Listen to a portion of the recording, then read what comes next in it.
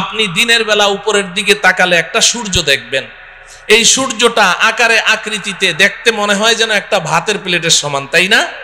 আসলে কি এত ছোট না? বিজ্ঞান আমাদেরকে ধারণা দিয়েছে যে এই সূর্যটা এই পৃথিবীর চেয়ে 13 লক্ষ গুণ বড়। সুবহানাল্লাহ বলেন, কত বড়? 13 লক্ষ গুণ বড়। এই পৃথিবীর সাথে আরো 13 লক্ষটা পৃথিবী এই সমান জোড়া লাগান, যত বড় হবে সূর্যটা এত বড়। সুবহানাল্লাহ বলেন। প্রশ্ন হলো, এত বিশাল সূর্য দেখা যায় এত ছোট একটা ভাতের থালার সমান, ঘটনা কি? এত ছোট কেন দেখা যায় বলেন তো? অনেক উপরে, বলেন অনেক উপরে। প্রশ্ন হলো সূর্যটা কত উপরে আছে? বিজ্ঞান আমাদেরকে ধারণা দিয়েছে যে এই সূর্যটা এই জমিন থেকে 9,30,00,000 মাইল উপরে আছে। সুবহানাল্লাহ বলেন, কত উপরে বলেন? 9,30,00,000 মাইল। মুখে তো বলে ফেললাম, কল্পনা করা যায়? 9,30,00,000 মাইল উপরে সূর্য। আচ্ছা যাই হোক, এই সূর্যের দেশে যদি আপনি চলে গেলেন 9,30,00,000 মাইল উপরে, সেখানে গিয়ে কি আমাদের আসল বাড়ি জান্নাতের কোনো সন্ধান পাওয়া গেল? তাহলে আরো উপরে যেতে হবে। যেহেতু আল্লাহ বলেছেন উপরে আছে, তাহলে উপরে আরো উপরে যেতে হবে। চলেন উপরে যাই। সন্ধ্যাবেলা আপনি উপরের দিকে তাকান, দেখবেন যে মিটমিট করে জ্বলছে জোনাকি পোকার মতো। এগুলো কি? তারা। আচ্ছা ভাই বলেন তো দেখি, এই তারাগুলো আকারে আকৃতিতে এই জোনাকি পোকার সাইজ নাকি আরেকটু বড়? তারাগুলো কত বড়? তারাগুলো কত বড়? বিজ্ঞান বলছে যে আকাশের এক একটা নক্ষত্র, এক একটা তারা পৃথিবীর চেয়ে নয়, পৃথিবীর চেয়ে নয়, আকাশের এক একটা তারা সূর্যের চেয়ে লক্ষ কোটি গুণ বড়। এত বিশাল তারা দেখা যায় জোনাকি পোকার মতো। ঘটনা কি? আরো উপরে, বলেন আরো উপরে। প্রশ্ন হলো তারাগুলো কত উপরে আছে? তারাগুলো কত উপরে আছে?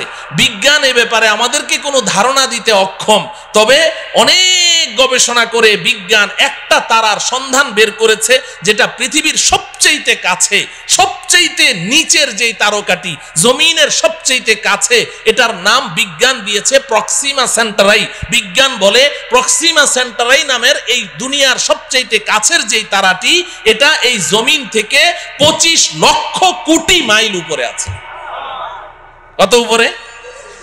25 লক্ষ না, 25 লক্ষ কোটি মাইল উপরে। 25 কোটিও না, 25 লক্ষও না, কত? 25 লক্ষ কোটি মাইল উপরে হচ্ছে সবচেয়ে কাছের তারা। তাহলে উপরের তারাগুলো কোথায় আছে? বিজ্ঞান বলে এই ব্যাপারে আমরা কোনো ধারণা দিতে পারবো না। তাফসিরে রুহুল বায়ান নামে একটি কিতাব আছে, তাফসিরের কিতাব। তাফসিরে বলেন রুহুল বায়ান, তাফসিরে রুহুল বায়ান। এই কিতাবের মধ্যে আছে, আল্লাহর কুদরত বুঝার জন্য বলছি, আমাদের বিবেকের মধ্যে এতটুকু ধারণ ক্ষমতা নেই বুঝার মতো, আল্লাহর কুদরত একটু বুঝার জন্য বলছি। এই যে স্টেজে লাইট জ্বলছে, এই যে আলো জ্বলছে, এই আলো দৌড়ায় কি দৌড়ায় না? আলো দৌড়ায় না? আপনি টর্চ অন করেন, টর্চ লাইট, সাথে সাথে আলোটা দেখবেন ওই দেয়ালের গায়ে দেখা যাচ্ছে। দৌড় মারলো কিনা? কত মাইল স্পিডে? আলোর গতি কত বলেন? প্রতি সেকেন্ডে, ঘন্টায় না, প্রতি সেকেন্ডে 1,86,000 মাইল দূরে চলে যায় আলো। আপনি চোখের পলক মেরেছেন না, এই চোখের পলকে আলোটা কত দূর চলে যায়? 1,86,000 মাইল। একটু কল্পনা করেন আল্লাহ পাকের কুদরত কত, শক্তি কত। এই আলোর গতিটা মনে রাখেন। এবার তাফসিরে রুহুল বায়ানের মধ্যে আছে, আল্লাহ রব্বুল আলামিন আকাশে এমন অসংখ্য অগণিত তারা সৃষ্টি করেছেন। যেই দিন আল্লাহ পাক ওই তারাগুলোকে সৃষ্টি করেছেন, কত হাজার বছর আগে সৃষ্টি করেছেন আল্লাহ ছাড়া কেউ বলতে পারবে না। যেই দিন ওই তারাগুলো সৃষ্টি করেছেন, ওই দিন প্রত্যেকটা তারা তাদের নিজ নিজ আলো পৃথিবীর দিকে ছেড়ে দিয়েছে। ওই আলোগুলো দৌড় শুরু করেছে প্রতি সেকেন্ডে 1,86,000 মাইল স্পিডে দৌড় শুরু করেছে। আজও সেই আলো পৃথিবীর দিকে দৌড়াচ্ছে, আজও দৌড়াচ্ছে, এখনো পর্যন্ত পৃথিবীতে এসে পৌঁছতে পারে নাই। অতএব কল্পনা করে দেখুন যে আকাশের তারাগুলো কোথায় আছে। আল্লাহ। আচ্ছা, সেই আকাশের তারা যেখানে আছে সর্বোচ্চ তারা ওই পর্যন্ত গেলাম, কিন্তু আসল বাড়ির কোনো খোঁজ খবর পাওয়া গেল? হ্যাঁ, তাইলে আরো উপরে যেতে হবে। যেতে রাজি? এই জমিন থেকে সবার উপরে যেই তারাটি আছে এর উপরে আর কোনো তারা নেই, সৌরজগৎ শেষ, এরপরে মহাশূন্য শুরু হয়ে গেছে। এই জমিন থেকে সবার উপরে যেই তারাটি আছে ওই পর্যন্ত আপনি যেই পরিমাণ পথ অতিক্রম করলেন, সবার উপরের তারাটা পার হয়ে আরো ঠিক এই সমপরিমাণ মহাশূন্য পাড়ি দিয়ে আপনি যদি উপরে যেতে পারেন, সেখানে গিয়ে পাবেন প্রথম আসমানের তলা। কি পাওয়া যাবে? প্রথম আসমানের তলা পাওয়া যাবে। আসমান আছে না নাই? হ্যাঁ, বিজ্ঞান কি বলে? বিজ্ঞানের ছাত্ররা এখানে আছে না? বিজ্ঞান তো আসমানকে স্বীকার করে না। বিজ্ঞান বলে আকাশ বলতে কিছু নেই। আল্লাহ, আকাশ আছে তো? বিজ্ঞান অস্বীকার করলো যে। একটা গল্প শুনবেন। আমি তখন হেফজখানায় পড়ি, আমাদের ওস্তাদজির মুখে শুনেছি। এক বুড়ি, তার পৃথিবীতে একটা পুত্র সন্তান, আর কেউ নেই। ওই পুত্র সন্তানটাই তার অন্ধের যষ্টি, ওইটাই তার সম্বল। অনেক শখ করে ওই বুড়ি তার ছেলেকে বিয়ে করিয়েছে, তবে পুত্রবধূ সর্বসাকুল্যে 1.5 হাত লম্বা। কত? 1.5 হাত লম্বা মানুষদেরকে আপনারা কি বলেন? বাউন, বামুন, বাইটটা। আচ্ছা বলেন, বামুন বলেন, ওই ময়মনসিংহের ওইদিকে বামুন বীর বলে, তো বাইটটা। এখন 1.5 হাত লম্বা পুত্রবধূ। তো একদিন বুড়ি পাকঘরে বসে রান্না করছে, তরকারি চুলায়, এখন পানি ঢালবে, কলসি নাড়া দিয়ে দেখে 1 ফোঁটা পানিও নেই। তো বৌমাকে ডাকলো, বৌমা কলসিটা নিয়ে যাও, পুকুর থেকে 1 কলসি পানি নিয়ে আসো, তাড়াতাড়ি আসো, চুলায় কিন্তু তরকারি, তাড়াতাড়ি আসো। বৌমা পানি আনতে গেছে তো গেছে, আধা ঘন্টা পার, বৌমা আর আসে না।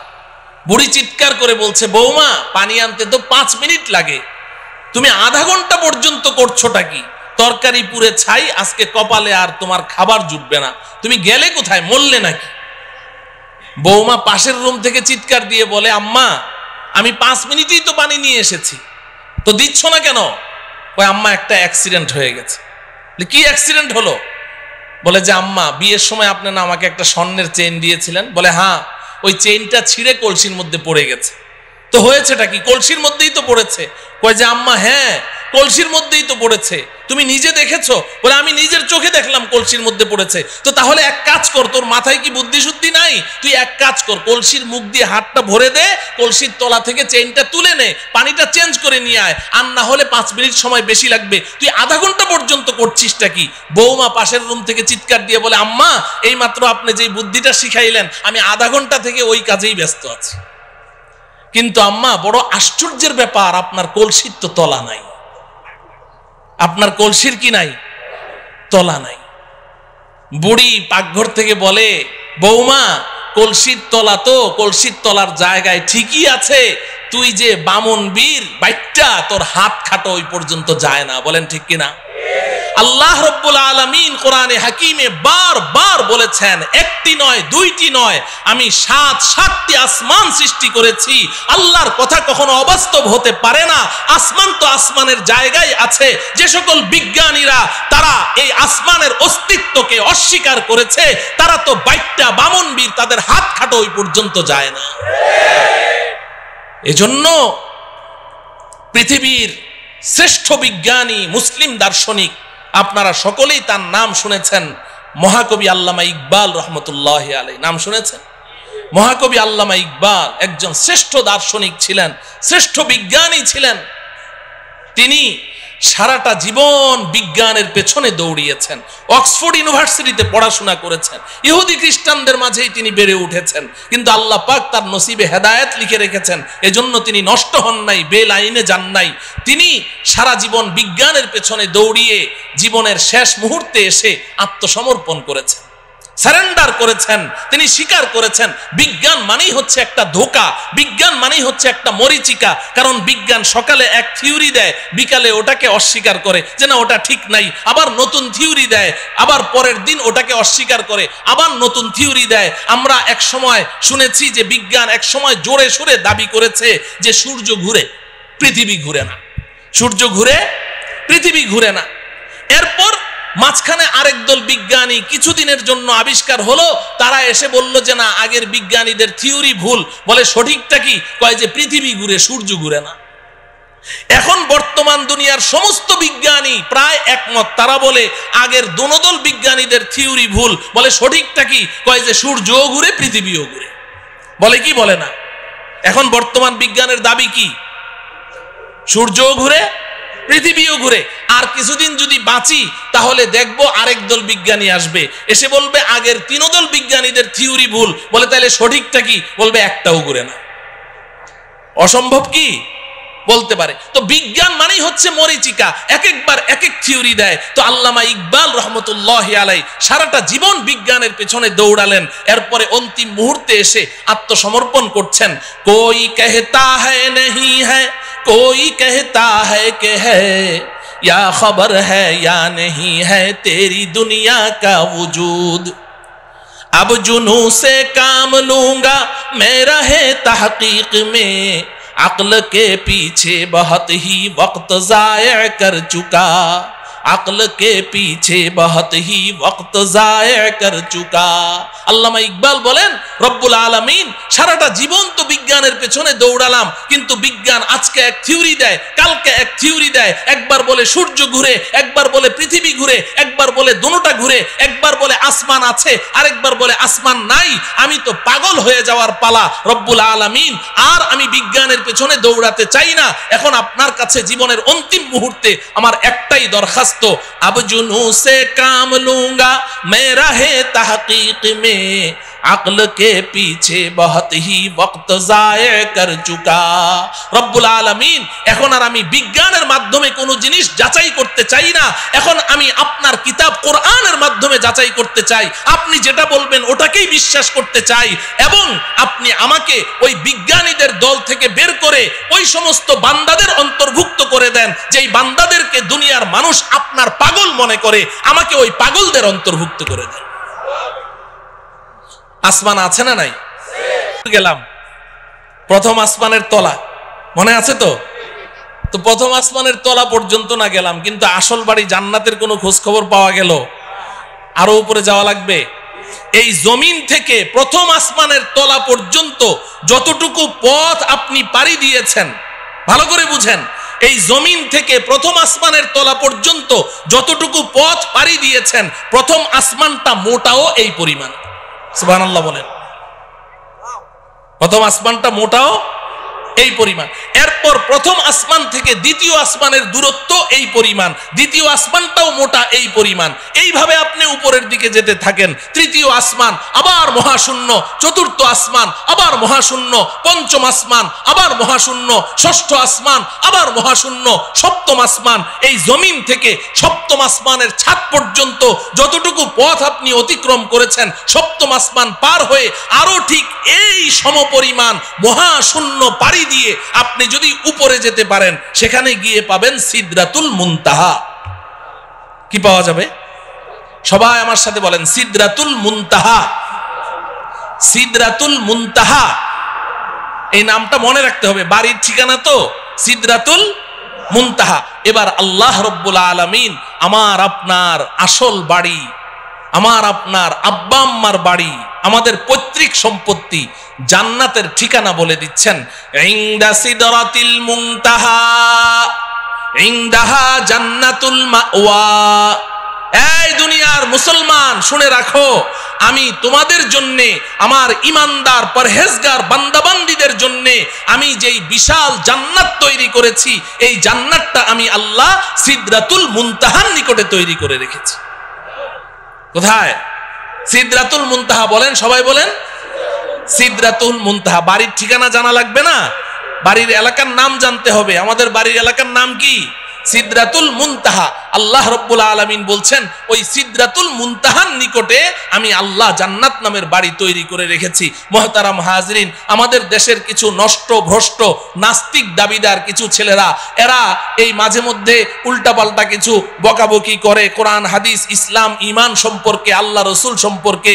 এই ভ্রষ্ট নষ্ট ছেলেগুলো তারা বলে জান্নাত বলতে কিচ্ছু নাই। জান্নাত আছে না নাই? এখন ওরা জান্নাতকে অস্বীকার করে কেন জিজ্ঞাসা করেন, বলবে যে আমাদের নাস্তিকদের একটা থিওরি আছে, যা চোখে দেখি না তা বিশ্বাস করি না। নাস্তিকরা যা চোখে দেখে না তা বিশ্বাস করে না, এটা ওদের দাবি। তো বলে যে আমরা পৃথিবীর উত্তর থেকে দক্ষিণ মেরু, পূর্ব থেকে পশ্চিমে, উপরে যেতে যেতে চাঁদের দেশ মঙ্গল গ্রহ সবই তো ঘুরলাম, কই জান্নাত তো কিছুই দেখলাম না, এই জন্য জান্নাত বলতে কিচ্ছু নেই। নাউজুবিল্লাহ বলেন। আচ্ছা বলেন, জান্নাতটা কোন জায়গায় আছে? সিদরাতুল মুনতাহা। সিদরাতুল মুনতাহা কোথায় আছে বুঝলেন তো? তো এখন এই নাস্তিকগুলো এই ঢাকার শাহবাগ চত্বরে বসে বসে ওখান থেকে বুঝি সিদরাতুল মুনতাহা দেখা যাবে? হ্যাঁ, তো দুনিয়াতেও তারা জান্নাতকে অস্বীকার করেছে, সিদরাতুল মুনতাহা পর্যন্ত পৌঁছতে পারলো না, দুনিয়াতে অস্বীকার করেছে। আখিরাতেও তারা জান্নাতের কোনো ঘ্রাণও পাবে না।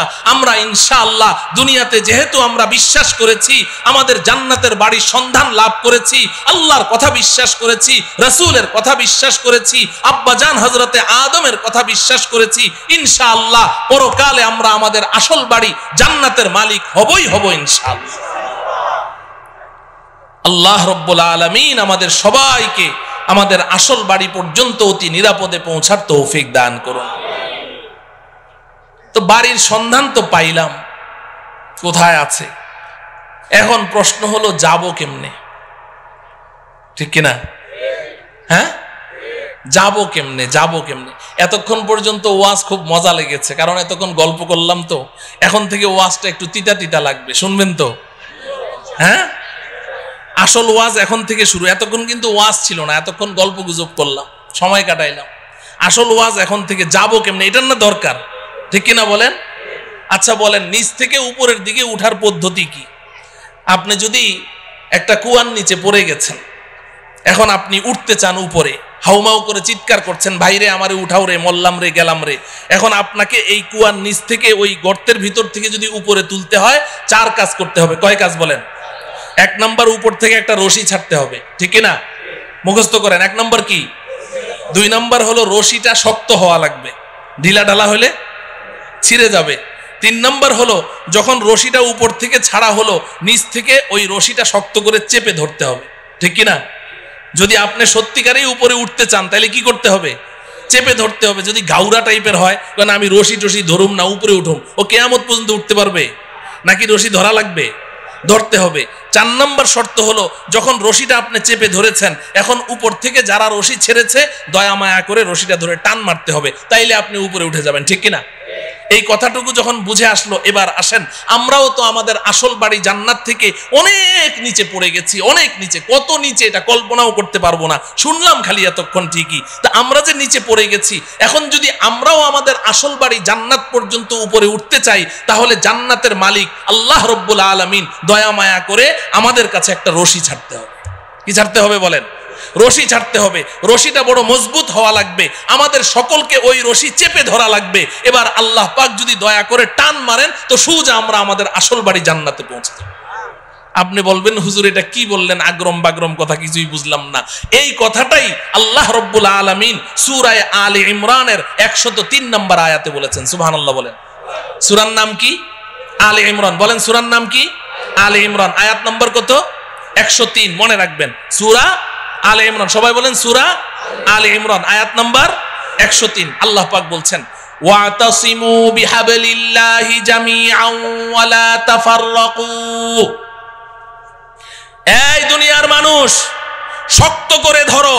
ইতাসিমু, আল ইতিসাম মজবুতি কে সাথ পকড়না, শুধু ধরা না। ধরার আরবি ইতিসাম না, ধরার আরবি হলো আখাযা ইয়াখুযু, আখযান মানে ধরা। আল্লাহ পাক খুজু বলেননি, ইতাসিমু বলেছেন, শক্ত করে ধরো। বিহাবলিল্লাহ, আল্লাহর রশি। সুবহানাল্লাহ বলেন। হাবলুল্লাহ মানে কি? আল্লাহর রশি। হাবলুল্লাহ মানে কি? আল্লাহ বলছেন ইতাসিমু বিহাবলিল্লাহ, আল্লাহর রশি ধরো, জামিআন, সবাই মিলে ধরো, একজন দুইজন না, এই রশি ছিঁড়ার কোনো সম্ভাবনাই নাই, সবাই মিলে ধরো। ওয়ালা তাফাররাকু, আল্লাহর রশি ধরতে গিয়ে আপোষের মধ্যে বিচ্ছিন্ন হয়ে যেও না। সুবহানাল্লাহ বলেন। বুঝে থাকলে বলেন। সূরা আলে ইমরানের 103 নম্বর আয়াতে আল্লাহ পাক আমাদের সবাইকে কি ধরতে বলেছেন? কার রশি? কার রশি? সবাই বলেন কার রশি? আল্লাহর রশি ধরতে বলেছেন। তো ধরতে রাজি আছি তো? এখন প্রশ্ন হলো, আল্লাহ তো রশি ধরতে বলেছেন, রশিটা ছাড়লো কে? ছাড়লেন কে? রশিটাকে শক্ত বানাইলো কে? রশি ধরে টান মারবে কে? আমাদের কাজ কি? কথা বলে না। ধরা আমাদের কয় কাজ? বাকি 3 কাজ কার? ওই 3 কাজের ওয়াজের দরকার নেই, ওটা তো আল্লাহর কাজ। আমাদের কাজ কয়টা? তাইলে এখন প্রশ্ন হলো, ধরবো কেমনি? এই আমার ওয়াজ শেষ, রশিটা কি বাড়িতে যাইতে হবে না? ধরবো কেমনি? ধরার সিস্টেম লাগবে কি লাগবে না? নাকি সব ধরা একরকম, যে যেমনি চাই এমনি ধরলে হবে? না, এমনি ধরলে হবে না। আমি এক বক্তার ওয়াজ শুনেছিলাম ছোটবেলায়, গান শিখায়, গানের ওস্তাদ, বুড়া চিকনা চাকনা, আর ছেলে হইলো একেবারে নওজোয়ান তাগড়া। ও বলে ব্যান্ড সঙ্গীত শিল্পী হবে। ব্যান্ড সঙ্গীত কি জিনিস এটা যুবকদেরকে তো বুঝাইতে হবে না, বুড়ারা তো বুঝবেই না, ভ্যা ভ্যা করে চিল্লায় যে ব্যান্ড সঙ্গীত। এখন ওই ব্যান্ড সঙ্গীত শিল্পী হবে। এখন ওই বুড়া ওরে যতই গান শিখায়, ওই জোয়ানের গলা হইলো একটা বুড়া বকরির গলা, ফাটা বাস, ওটা দিয়ে কোনো গান বাইরে হয় না।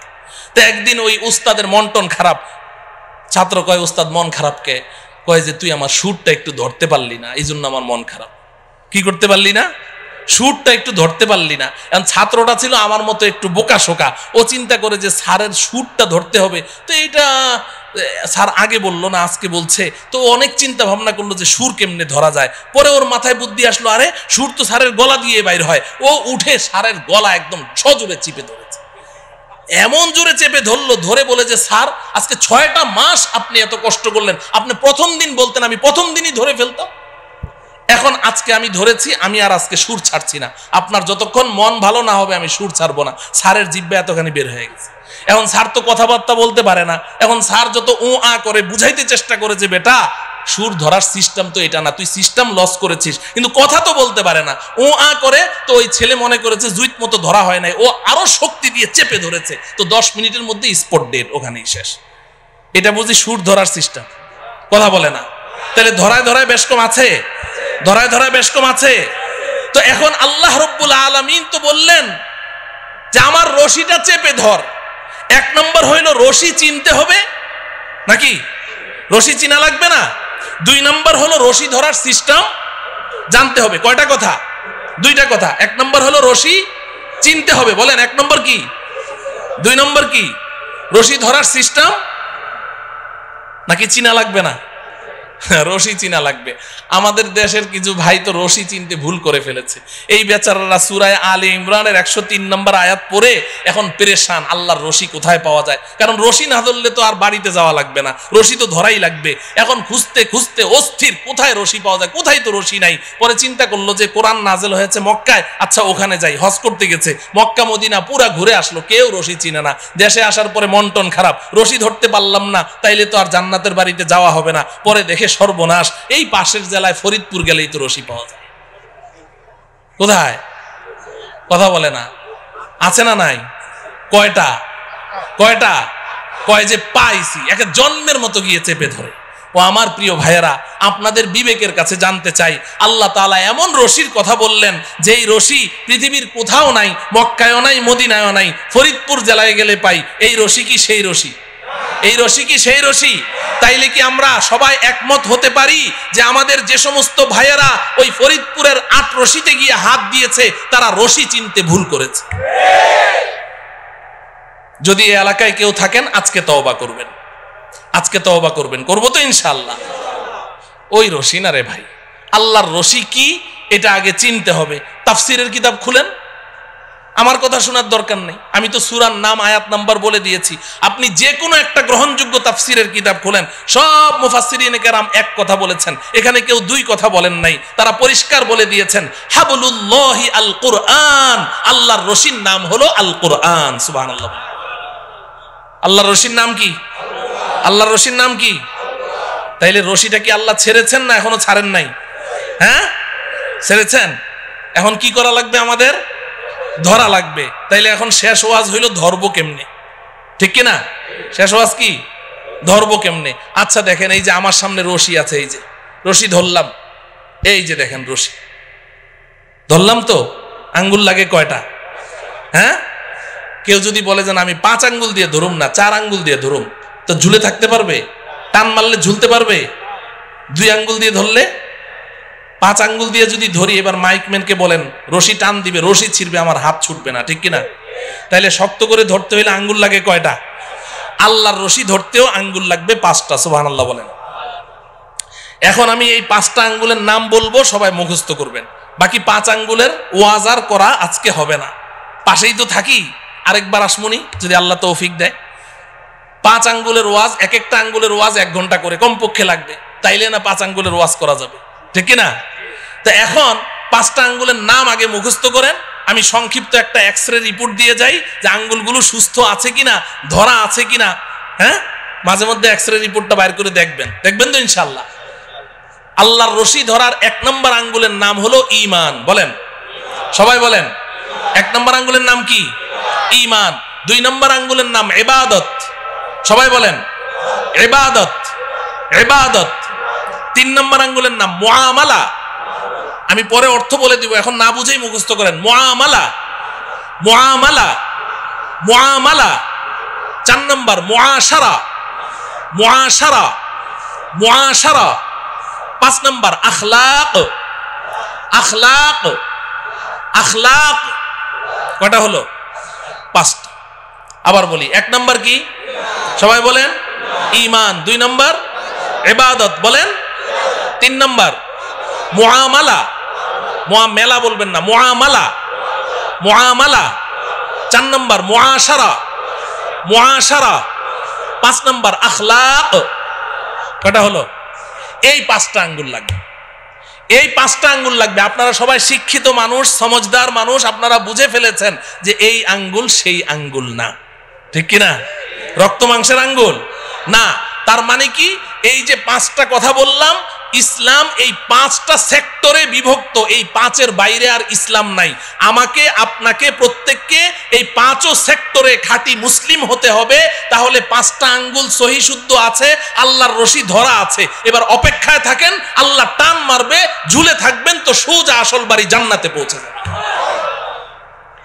এই 5টা আঙ্গুল সুস্থ সবল রাখবো তো ইনশাআল্লাহ। 1 নম্বর আঙ্গুলের নাম কি? ঈমান। বলবেন যে হুজুর, ঈমান তো সবাই জানি, সময়ও যেহেতু শেষ, ঈমানের ওয়াজ তো দরকার নাই, নামাজ রোজা না পড়তে পারি, কিন্তু ঈমানটা তো পাক্কা, অতএব ঈমানের ওয়াজের দরকার নাই। না আছে? হ্যাঁ, ঈমানের ওয়াজের দরকার আছে, খুব বেশি ঈমানের ওয়াজের দরকার। ঈমানের ওয়াজ বেশি করে করা দরকার। বর্তমান দুনিয়ার মুসলমানরা ঈমানের ব্যাপারে ধোঁকার মধ্যে আছে। ঈমানের ব্যাপারে কি আছে? ধোঁকার মধ্যে আছে। ঈমানের ওয়াজ বেশি করে করতে হবে, ঈমান বুঝতে হবে। আমরা মুখে মুখে তো কত কথাই বলি। আমাদের বাংলাদেশের অধিকাংশ মুসলমান, এরা মনে করে ঈমান মানে আল্লাহকে বিশ্বাস, স্রষ্টাকে বিশ্বাস করা। এরা মনে করে ঈমান মানে নবীজি সাল্লাল্লাহু আলাইহি সাল্লামকে বিশ্বাস করা। তা আমি তো আল্লাহকেও বিশ্বাস করি, নবীকেও বিশ্বাস করি, পরকালকেও বিশ্বাস করি, দ্যাটস এনাফ, আমি একজন খাঁটি ঈমানদার। যার কারণে নামাজ নাই, রোজা নাই, হজ নাই, যাকাত নাই, কোরআন কিতাব, আল্লাহ রসুল কিচ্ছু নাই, কিন্তু খাঁটি ঈমানদার, ঠিক কিনা? সমাজে এই জাতীয় মুসলমান আছে না নাই? কম না বেশি? 95%। তো যে কথা বলছিলাম, তাইলে 1 নম্বর আঙ্গুলের নাম কি? সব ক্ষমতা কার হাতে? সব ক্ষমতা কার হাতে? নাকি জনগণের হাতে? সব ক্ষমতার উৎসকে জনগণ না আল্লাহ? আল্লাহ। সব ক্ষমতা কার হাতে? সন্তান দেওয়ার মালিক কে? তাইলে সন্তান না হইলে শাহ আলী মাজারে যাবেন? হ্যাঁ, যায় না মুসলমানরা? যায়। শাহ আলী বাবা কি সন্তান দিতে পারে? আপনি সন্তানও হারা, আর শাহ আলী বাবার কাছে গিয়ে যখন বলবেন যে একটা সন্তান চাই, তখন হইবেন ঈমান হারা। সন্তানও পাইলেন না, ঈমানও পাইলেন না, কট্টর একটা কাফের হয়ে বের হইলেন, আমও গেল, ছালাও গেল। কথা বুঝে আসছে? তাইলে পীরের কাছে চাওয়া যাবে? জিন্দা পীরের কাছে চাওয়া যাবে? মুর্দা পীরের কাছে চাওয়া যাবে না। সব চাইতে হবে কার কাছে? আল্লাহ পাকের কাছে। আল্লাহ আমাদের ঈমানকে মজবুত রাখার তৌফিক দান করেন। 2 নাম্বার কি? 2 নম্বর আঙ্গুল কি? ইবাদত। ইবাদত নামাজ কি? কথা বলে না। রোজা কি? যাকাত কি? হজ কি? ইবাদত। কোরআন তেলাওয়াত, জিকির আজকার, দান খয়রাত, সব মিলে আঙ্গুল কয়টা? এটা বুঝেন, ভালো করে বুঝেন, খুব বুঝেন। নামাজ, রোজা, হজ, যাকাত, কোরআন তেলাওয়াত, জিকির আজকার, দান খয়রাত সব মিলে আঙ্গুল কয়টা? একটা। আমাদের সমাজে যেই মুসলমানটা 5 ওয়াক্ত নামাজ পড়ে, রোজা রাখে, যাকাত দেয়, হজ করে, তাসবিহ জপে, কোরআন তেলাওয়াত করে, জিকির করে, দান খয়রাত করে, আমরা বলি সমাজের সর্বশ্রেষ্ঠ মুসলমান, ঠিক কিনা? হ্যাঁ, কিন্তু আঙ্গুল কয়টা? এই 1 নম্বর ইমানের আঙ্গুল আর 2 নম্বর ইবাদতের আঙ্গুল নিয়ে যেই মুসলমান আছে তাকেই আমরা সার্টিফিকেট দিয়ে দিচ্ছি সে একেবারে শ্রেষ্ঠ মুসলমান, বাকি 3 আঙ্গুলের খবর নেই। এই কারণে আজকে সমাজের অনেক মুসলমান এমন আছে নামাজ পড়তে পড়তে মাথার মধ্যে ঘা ফেলে দিয়েছে, বাজারে গিয়ে ভেজাল মাল বিক্রি করছে, যুগ যুগ ধরে সুদ খাচ্ছে, যুগ যুগ ধরে সুদের সাথে জড়িত, যুগ যুগ ধরে ঘুষের সাথে জড়িত, হারাম মাল বিক্রি করছে, কিন্তু আবার নামাজও পড়ছে। কারণ সে মনে করে যে আমি তো পাক্কা মুসলমান, এগুলোর মধ্যে আবার ইসলাম আসলো কোত্থেকে? মুআমালা ঠিক নাই, আছে না নাই? হ্যাঁ মুহতারাম হাজিরিন, তাইলে ইবাদতের মধ্যে সর্বশ্রেষ্ঠ ইবাদতের নাম কি? কথা বলে না। নামাজ না পড়লে ঈমান থাকে? বলে যে হুজুর নামাজ না পড়লে কি হবে, আমার ঈমান ঠিক আছে। আগে তো হাসতে হাসতে বলতো, এখন সিরিয়াসলি বলে যে হুজুর নামাজ না পড়লে কি হবে, আমার ঈমান ঠিক আছে। নামাজ না পড়লে ঈমান ঠিক থাকে না তো ভাই। নবীজি বলেছেন, আমার কথা না, বাইনাল আবদি ওয়াল কুফরি তারকুস সালাহ, কে ঈমানদার কে বেঈমান এটা কি কপালে লেখা আছে? চিনবো কেমনে? নবীজি বলেন, আমি বলে দিচ্ছি কেমনে চিনবা, দেখো লোকটা নামাজ পড়ে কিনা। যদি নামাজ পড়ে বলো ঈমানদার, নামাজ না পড়লে চুপ, কিছুই বলার দরকার নেই। কিন্তু ঈমানের সাক্ষী দেওয়ার জন্য কি লাগবে? নামাজ লাগবে। নামাজ পড়বো তো ইনশাআল্লাহ, নাকি নামাজ ছাড়া ঈমানদার? আল্লাহ পাক বুঝার তৌফিক দান করেন। 3 নম্বর আঙ্গুলের নাম কি? মুআমালা। মুআমালা 3 নম্বর আঙ্গুল কি? মুআমালা মানে লেনদেন। মুআমালা মানে কি? ও আমার প্রিয় ভাইয়েরা খুব বুঝেন, এখানে আমাদের সমস্যা আছে। নামাজ রোজা যাই করি কিন্তু লেনদেন ঠিক নাই। মুসলমানদের লেনদেন কি নাই? ঠিক নাই। বেচা কেনা, ঋণ দেওয়া, ঋণ পরিশোধ করা, বিবাহ শাদী, সামাজিক আচার আচরণ, অনেক কিছুর মধ্যে আমাদের লেনদেন কি নাই? ঠিক নাই। ইবাদত আল্লাহর হক। ইবাদত কার হক? লেনদেন কার হক? বান্দার হক। বলেন কার হক? বান্দার হক। আমি ইবাদতের মধ্যে কোনো ত্রুটি করেছি, আল্লাহর কাছে ক্ষমা চাই। আল্লাহ, আপনার সাথে আমার মুআমালা ঠিক নাই, নামাজে আমার ত্রুটি হয়েছে, রোজায় ত্রুটি হয়েছে। আল্লাহ বড় মেহেরবান, কান্নাকাটি করেন, ক্ষমা চান, আল্লাহ মাফ করে দিবেন। কিন্তু আপনি মুআমালা ঠিক করেন নাই। আপনি কোনো বান্দার হক আপনি অন্যায়ভাবে আপনি নষ্ট করেছেন। 10টা টাকা তার ইচ্ছার বাইরে জবরদস্তি তার কাছ থেকে আপনি নিয়েছেন। আপনি সারা জীবন সেজদায় পড়ে থাকেন, সারা জীবন সেজদায় পড়ে থাকেন, আল্লাহর কাছে কান্নাকাটি করেন, আল্লাহ আপনাকে মাফ করবে না। কেন মাফ করবে? আপনি অন্যায় কি আল্লাহর সাথে করেছেন না বান্দার সাথে? তাহলে আপনি যার সাথে অন্যায় করেছেন তার কাছে না মাফ চাইবেন? কথা বুঝে আসে? খবরদার, খবরদার, মুআমালা ঠিক করতে হবে, লেনদেন ঠিক করতে হবে। হাসরের ময়দানে অনেক নামাজ, রোজা, হজ, যাকাত, কোরআন তেলাওয়াত, তাসবিহ, তাহলিল, জিকির, আজকার, নফল রোজা, নফল দান খয়রাত, অনেক একদম ইবাদতের আমলের পাহাড় নিয়ে উঠবে, পাহাড় নিয়ে। অন্যরা এভাবে তাকিয়ে থাকবে, বাপরে বাপ, এত আমল করেছে, এত নেকি, এত সওয়াব, সবাই এভাবে তাকিয়ে থাকবে। এমন ব্যক্তি উঠবে, কিন্তু হাসরের ময়দানে পাওনাদারদের ঋণ পরিশোধ করতে করতে ওর নেকি সব খালি হয়ে যাবে, তাকে আল্লাহ পাক জাহান্নামে নিক্ষেপ করবে। পরিষ্কার হাদিস, পরিষ্কার হাদিস। পাওনাদাররা ওই সময় দাঁড়িয়ে যাবে। দুনিয়াতে খুব বাবুগিরি করেছেন, খুব বেটাগিরি করেছেন, মাস্তান, সন্ত্রাস, খুব পাওয়ার, মানুষের জমি জমা কুক্ষিগত করেছেন, ভূমিদস্যু, ভূমিখোর, সন্ত্রাসী করে করে মানুষের টাকা পয়সা মেরে খেয়েছেন, অনেক শক্তি, অনেক ক্ষমতা। কিন্তু ভাই, আল্লাহ পাকের সামনে গিয়ে আপনাকে দাঁড়াতে হবে, এটা মাথায় রাখেন। যখন আল্লাহ পাকের আদালতের কাঠগড়ায় দাঁড়াবেন তখন আপনার কি অবস্থা হবে? নবীজি সাল্লাল্লাহু আলাইহি সাল্লাম সাহাবায়ে কেরামকে প্রশ্ন করেছেন, এই বলো তো দেখি সবচেয়ে বড় মিসকিন কে? সবচেয়ে বড় মিসকিন কে? তো সাহাবায়ে কেরাম বললেন, ইয়া রাসূলুল্লাহ, এক লোকমা দুই লোকমা খাবারের জন্য মানুষের দাঁড়ে দাঁড়ে ঘুরে, ওই তো সবচেয়ে বড় মিসকিন। নবীজি বললেন, না, বরং সবচেয়ে বড় মিসকিন হলো ওই ব্যক্তি যে হাসরের ময়দানে পাহাড় সমপরিমাণ নেকি নিয়ে উপস্থিত হবে। আল্লাহ পাক তার জন্য জান্নাতের ফায়সালা করবেন। সে যখন জান্নাতের দিকে রওনা করবে, পেছন থেকে একজন দাঁড়িয়ে বলবে, রব্বুল আলামিন, লোকটা কই যায়? আল্লাহ বলবেন, ওরে জান্নাত দিয়ে দিয়েছি, দেখো না কি পরিমাণ নেকি নিয়ে আসছে। আল্লাহ একটু দাঁড়াইতে বলেন, কি সমস্যাটা কি? দুনিয়াতে আমি ওর কাছে 5 লাখ টাকা পাইতাম, দেয় নাকি, তাই নাকি? এদিকে আস, এদিকে আস। এই ধরা খায় গেল। ও 5 লাখ টাকা পাইতো, বলে হ্যাঁ দাও, টাকা দাও। আল্লাহ টাকা দেবো কোথেকে? এখানে টাকা পাবো কোথায়? এখানে তো টাকার লেনদেন নাই। বলে কিসের? বলে নেকির লেনদেন হয়, 5 লাখ টাকার নেকি দিয়ে দাও। তো ওর ওখান থেকে 5 লাখ টাকার নেকি দিয়ে দিবে। তো একজন পাওনাদার যারা নাকি মানুষের টাকা নিয়ে মাইরা খায়, এরা কি একজনের টাকা মেরে খায় খালি, নাকি এটা তার অভ্যাস? তো যখন এক পাওনাদারে পেয়ে গেল নেকি 5 লাখ টাকার, বাকি পাওনাদাররা কয়, বাহ চমৎকার, তো এখন সব দাঁড়ায় যাবে। আল্লাহ আমি পাইতাম 1 লাখ, আল্লাহ আমি 2 লাখ, আল্লাহ আমি 10 টাকা, আমি 20 টাকা, সব দাঁড়ায় যাবে। আল্লাহ বলবেন, দাও দাও। এই নেকি পরিশোধ করবে, ওই ঋণ পরিশোধ করতে করতে এক পর্যায়ে তার নেকি শেষ হয়ে যাবে। নবীজি বলেন, পাওনাদারদের সিরিয়াল এখনো রয়ে গেছে, নেকি শেষ। এবার আল্লাহ রব্বুল আলামিন বলবেন, দাও। আল্লাহ শেষ, দিব কোত্থেকে?